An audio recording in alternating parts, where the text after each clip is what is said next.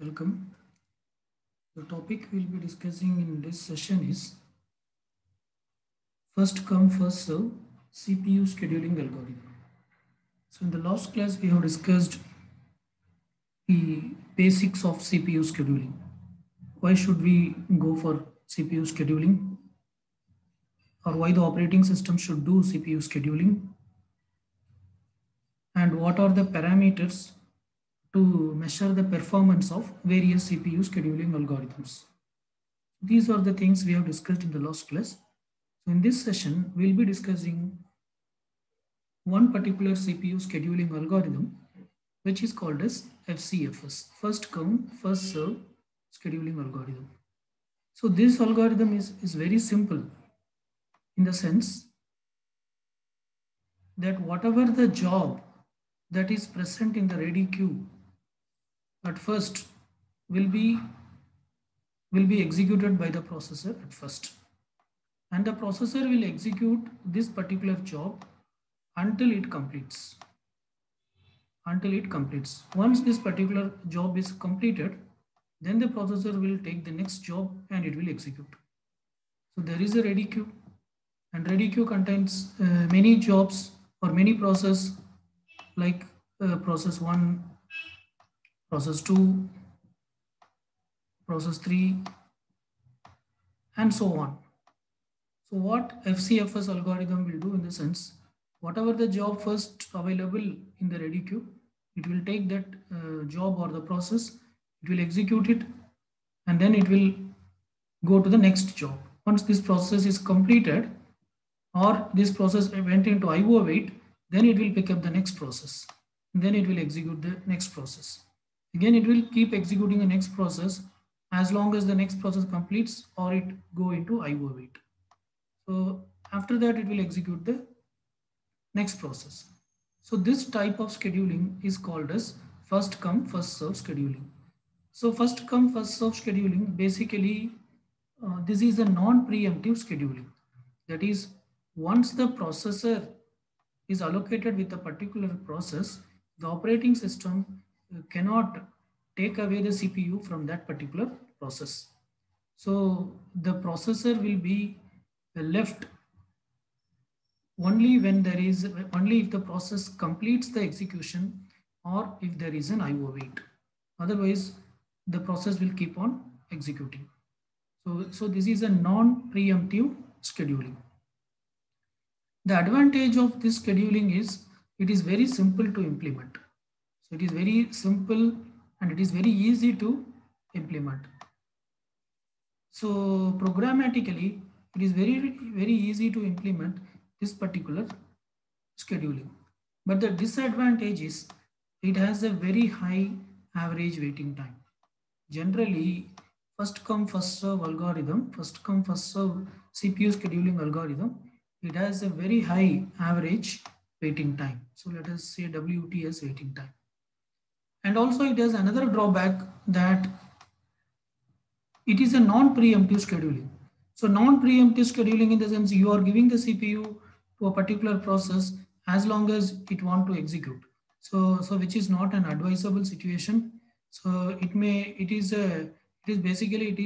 is disastrous. Okay. So the second disadvantage is because of its non-preemptive nature of scheduling. Okay. So these are the this is how this particular algorithm works, and this is the advantage and its disadvantage. The advantage is it is very simple to implement, and the main disadvantage is it has a very high average waiting time, and also as it is a non-preemptive scheduling, the processor cannot be taken away from the CPU from the particular process whenever the operating system wants it, which is not advisable. Okay, so now let us discuss how this algorithm works with some example, right? So let us consider this particular scenario.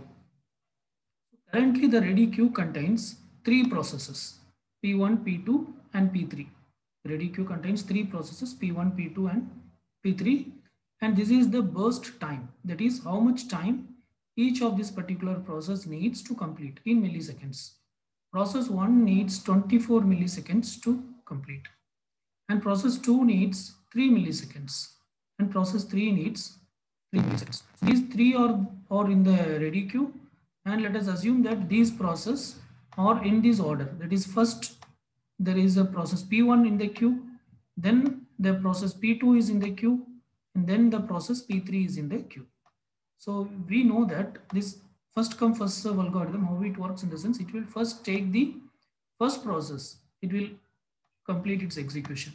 Then it will go for the next process. It will take it and it will finish its execution. Then it will go for the next process.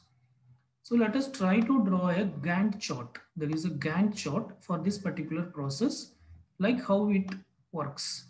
So let me represent this as a Gantt chart.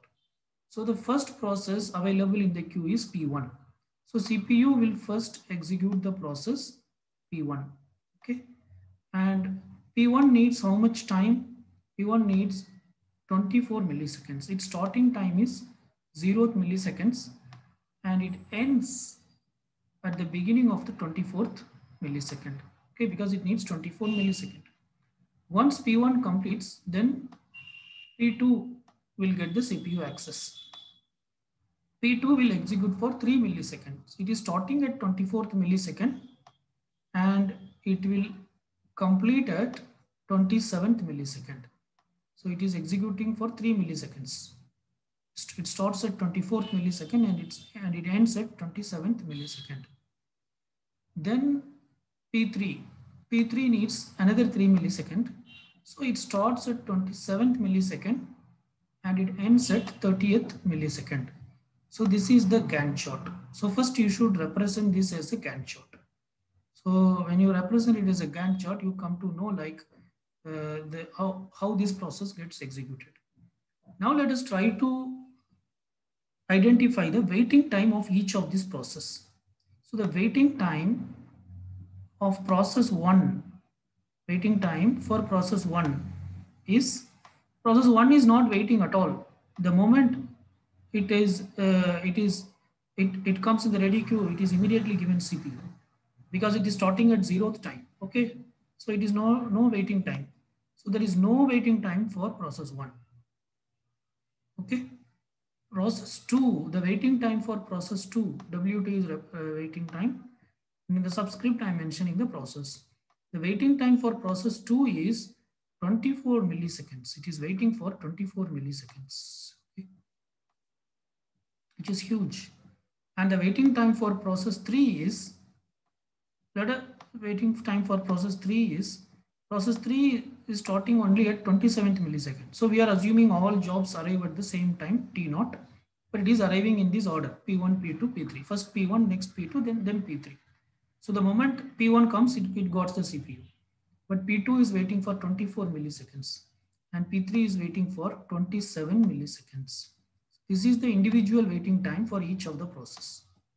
Now to calculate the average waiting time, now if you want to calculate the average waiting time, you just add all these individual waiting time and divide it by the number of process. So the average waiting time will be equal to the waiting time of process 1, that is 0, plus the waiting time of process 2, that is 24, plus the waiting time of process 7, that is 27. Okay, so 0 plus 24 plus 27 by 3. Okay, so that will be the waiting time. Okay, so which is how much? It is yeah, I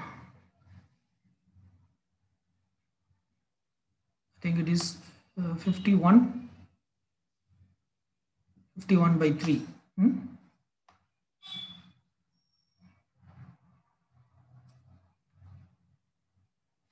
Yeah, 51 by 3. So this much will be the waiting time of this particular, this much will be the average waiting time of this particular scenario. Okay. So which is actually the waiting time in this case is the average waiting time of FCFS algorithm. That is first come first serve algorithm will be normally high. So that is the drawback with this particular algorithm. Now let us consider another case. That is if this particular process is executed in a different way, then what will happen? So before that, let me just go through whatever we have discussed. So what we have discussed so far in the sense, these processes are coming or are arriving at the same time, T naught. Okay, all these processes are arriving at the same time, T naught, but they are arriving in this order. P1 comes first, then P2, and then P3. And the Gantt chart looks something like this. Okay, so this is a queue. In the queue, at first you have P1, then P2, and P3. So P1 comes first. P1 comes first. So this is the Gantt chart. So P1 gets the CPU at first, and it is executing for 24 milliseconds because it needs its burst time is 24 milliseconds. And P2 got CPU at 24th millisecond, and it is executing for 3 milliseconds. That is, it completes at 27th millisecond. And P3 got the CPU at 27th millisecond, and its burst time is 3 millisecond, and it is executing up to 30th millisecond. Now the waiting time for P1 is 0. It is not at all waiting. For P2 it is 24, and P3 it is 27. So the average waiting time is it is 17. Okay, so this is the average waiting time in this particular scenario. Now let us consider another scenario.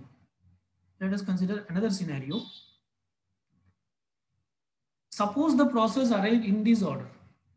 The burst time is same. P1 takes 24 milliseconds, P2 takes 23 milliseconds, and P3 takes 3 milliseconds. But we are just changing one thing. The job is arriving in this order, P2, P3, P1. Okay, now how the Gantt chart will look like? Now the Gantt chart will be different. All the three jobs are arriving at the same time, but the order changes. Now P2 comes first. So P2 will execute for 3 milliseconds. That is 0th millisecond to 3 millisecond, 3rd millisecond. And P3 will execute for the next 3 millisecond. That is 3rd millisecond to 6th millisecond. Okay, and then P1 will execute for 24 millisecond. That is 6th millisecond to 30th millisecond, right? This much time P1 will execute. Now let us see what is the average waiting time. Now let us see what's the waiting time of P1. The waiting time of P1 is now only 6 milliseconds because it started at 6th millisecond. Okay, so it is 6 millisecond, and the waiting time of P2 is 0. It is not at all waiting. There is no waiting for P2. It starts immediately once it enters the ready queue, and the waiting time for P3 is 3 millisecond. Okay, so now the average waiting time it becomes what? The average waiting time, let me call average waiting time is equal to 6 plus 0 plus 3, okay, by number of process, which is 3. So now the average waiting time, it comes down to 9. Now the average 6 plus 3, 9 by 3. Now the average waiting time, it comes down to 3 milliseconds. It is just 3 milliseconds. But previously it is 17 millisecond, which is really high. Okay. So, but generally in what order the process comes, that is not in the control. Okay. It is not in anybody's control. So generally, if you see the performance of first come first serve scheduling algorithm, it has a very high average waiting time. Okay, so this is the core issue with this algorithm. Otherwise, its implementation is very simple, right? So now the Gantt chart of this particular order of the process will look something like this. Okay, first P2 gets the CPU and it executes for 3 milliseconds. Then P3 got the CPU, it executes for 6 milliseconds. Then P1 executes for 24 milliseconds. So the waiting time for P1 is 6 milliseconds, P2 is 0 millisecond, P3 is 3 milliseconds. So the average waiting time is 3. Okay. So this is about first come first serve scheduling. So and there is another issue with the first come first serve scheduling. So that problem is called as convoy effect. So let us try to understand what is meant by convoy effect. So assume that assume that there is one CPU bound process and there are many IO bound process in the ready queue. Assume that there is one CPU bound process and there are many IO bound process in the ready queue. Then it will lead to a situation, and that situation is called as convoy effect. So what is that situation?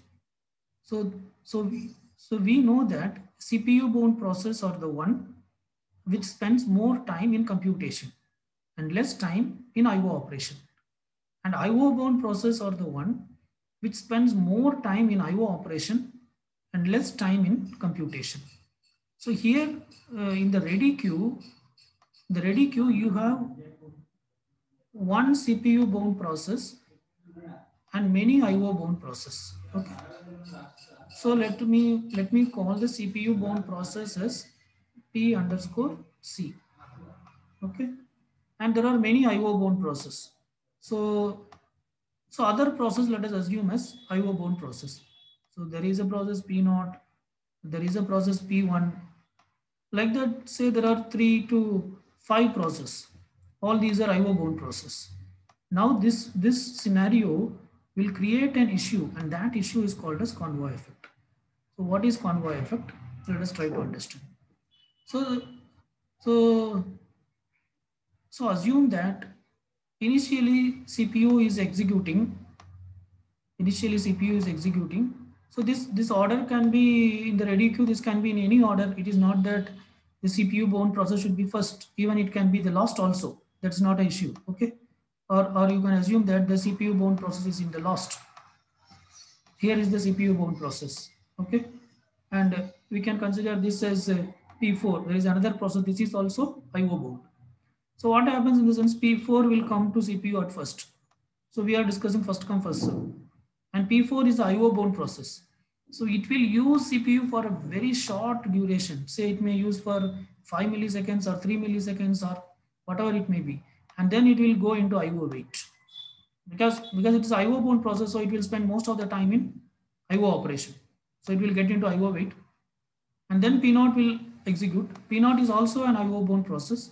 So it will also use CPU for a shorter duration of time, say 3 milliseconds or 5 milliseconds or 6 milliseconds, whatever it may be. And then it will also go into IO wait. Then P1 will use the CPU again for a shorter duration of time, and this will also get into IO wait. Then again P2 will use the CPU for a shorter duration of time, and this will also get into IO wait. Now PC will come. PC is the CPU bound process. So it will use CPU for a long time. It will keep using the CPU for a long time. And now by this time, all this IO bound process, it might have completed the task and it may come into ready queue and it is waiting. So how many process? 4 processes are waiting for one process PC to complete. One process PC to complete. But it may keep on using the CPU for more time. So it is using the CPU for 4 minutes, which is very high in terms of computer timing. Okay, it is keep using the CPU for 4 minutes. After 4 minutes, this particular process PC, that is CPU bound process, it went into one IO wait. But it is a CPU bound process, so its IO wait will be, again it will be short. So after some short duration of time, again it will get into ready queue. Again it will get into ready queue, and by the time it comes into ready queue, these process, all these are IO bound process. Again it will use the CPU for a short duration, and again this will go into using IO devices. Okay, so as a result, what happens in the sense? Uh, the problem with this situation is, let me draw the diagram more clearly. So the problem with this situation is almost all process will be waiting for one process to complete. Almost all process will be waiting for one process to complete, and the IO devices will not be effectively utilized. Okay, so most of the time here the scenario will be like what, in the sense the CPU will be getting used by the CPU bound process. which is PC, which is PC. That is the CPU bound process will be keep using the CPU for most of the time, and the IO bound process will spend most of the time waiting in the ready queue to get the CPU access. And the IO bound process, which are like P0, P1, P2, P3, all these IO bound process will be most of the time where it will spend in the sense it will spend in the uh, ready queue to get the CPU access. Okay, so because because why this scenario created in the sense because the CPU bound process will be mostly using the CPU, and whenever it needs IO, it uses short duration and it will come back to ready queue. By the time these process will get the CPU, but it will use CPU only for short duration. Again, it will go into IO. Okay, but after it completes IO and it comes back again, the CPU bound process will be using the processor, and these devices will be waiting. When these devices are waiting, what happens? They are not using the CPU, and also the IO devices are also not getting utilized. Okay, the IO devices are also not getting effectively utilized.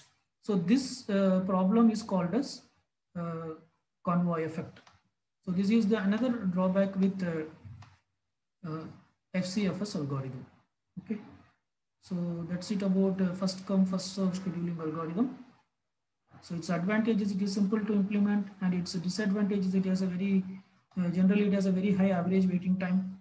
And another disadvantage is convoy effect, and another disadvantage is it uses the non-preemptive scheduling, which may be disastrous at times. Okay, we'll stop here. Thank you.